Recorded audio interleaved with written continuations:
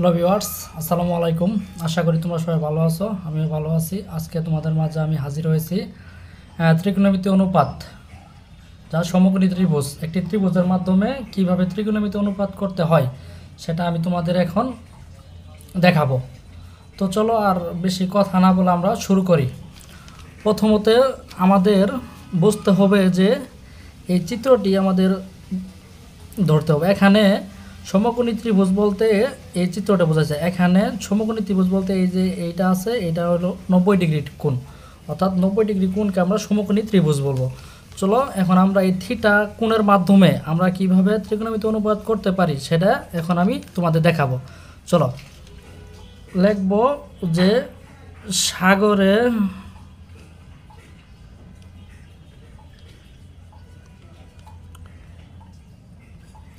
লবণ আছে।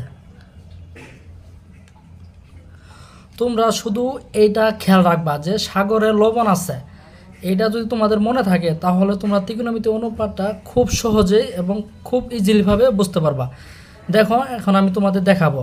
এখানে সাগর বলতে এই যে আমাদের বোঝাইছে সাইন থিটা সমান সমান লবণ বলতে আমরা কি বুঝি, লম্ব।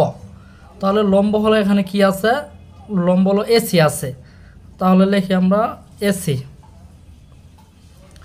ডিভাইডেড আছে। আছে বলতে আমরা কি বুঝি, অতিভুজ বুঝি। তাহলে আমরা অতিভুজ এখানে কি আছে, এ বি আছে। তাহলে আমরা লিখব এ বি। আমাদের বোঝা গেল যে আমাদের এইটা খেয়াল রাখতে হবে যে সাগরের লবণ আছে। সাগর বলতে আমরা সাইন থিটা বুঝি, আবার লবণ বলতে কি বুঝি, আমরা লম্ব বুঝি। লম্ব হলো এসি, এই যে এসি চিত্রের মাধ্যমে দেখো এসি। আবার আছে বলতে কি বোঝা, অতিভুজ। ঠিক আছে, তাহলে অতিভুজ বলতে কি এবি, তাহলে আমরা এবি লিখছি। বুঝতে পারছি, এইটা হলো সাইন হলো সাগরে, লবণ হলো লম্ব হলো এসি, আর আছে অর্থাৎ এই যে হলো এবি। বুঝতে পারছি। একই মাধ্যমে আমরা জানি যে সাইনের সাথে সম্পর্ক কার, কোসেকের।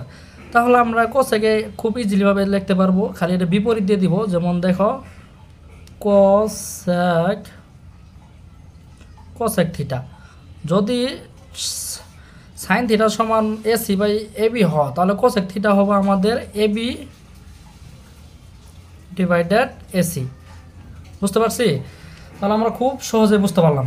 আমরা যদি সাইনটা যদি বুঝতে পারি তাহলে আমরা কোসেকটা অবশ্যই বুঝতে পারবো। তাহলে আমাদের সাইনটা বোঝার জন্য আমাদের অবশ্যই এইটা খেয়াল রাখতে হবে যে সাগরে লবণ আছে।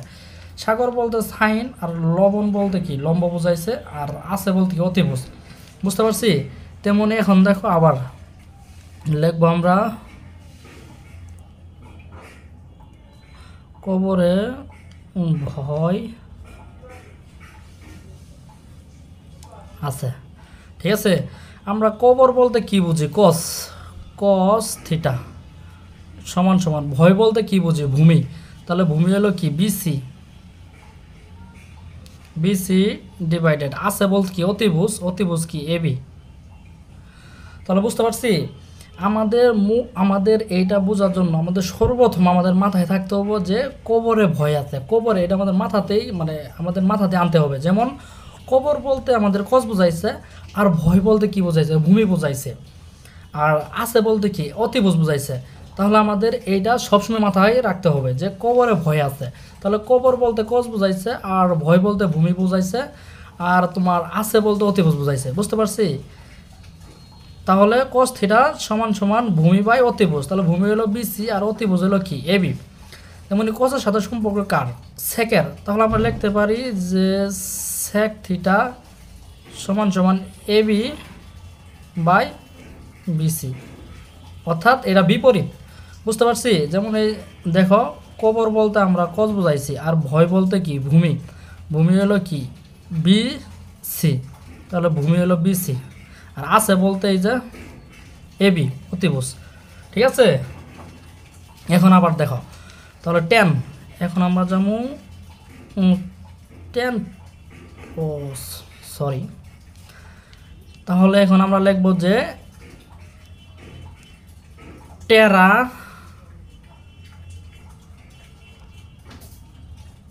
লম্বা ভূত। বুঝতে পারছি? তাহলে তো টেরা বলতে আমরা টেন থিটা বুঝি, তার লম্বা বলতে কি বুঝি? এই যে আমাদের চিত্রটা দেখো, লম্বা বলতে আমরা কি বুঝি? এসি। তাহলে টেরা লম্বা, লম্বা বলতে এসি, তাহলে এসি লিখলাম। ডিভাইডেড ভূত বলতে কি বুঝি? ভূমি বুঝি, তাহলে ভূমি হলো কি? বিসি, হইল বিসি।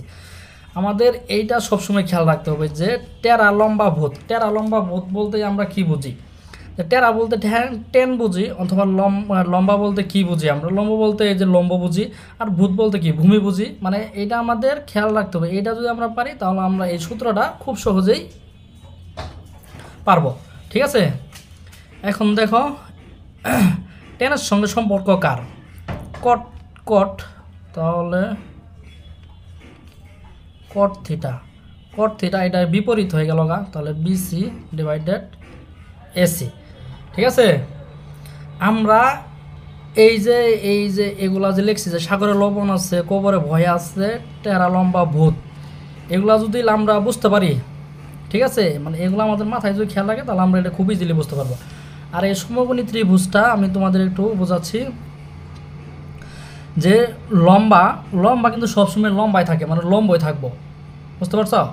আর ভূমি, ভূমি বলতে কি বুঝি? ভূমি বলতে সবসময় নিচে থাকবে, মানে ভূমি তো মাটি থাকে, তাই না? ভূমি বলতে আমরা তো মাটি বুঝি, অথবা ভূমি সবসময় নিচে থাকবে। আর অতিভুজটা এটা তোমাদের খেয়াল রাখতে হবে, অতিভুজটা সবসময় বড় থাকবো, মানে বড়। ঠিক আছে, আমি একটা কথা বলি, যে তোমাদের একটা কথা বলি, আমি যে অঙ্কগুলো তোমাদের করাচ্ছি এগুলো তোমরা যদি নিয়মিত করো, আশা করি তোমাদের প্রাইভেট কোচিং এগুলো কোনো কিচ্ছু করতে হবে না। জাস্ট আমার চ্যানেলটা ফলো করো, তাই তোমরা অটোমেটিকলিভাবে সব কিছু বুঝতে পারবা।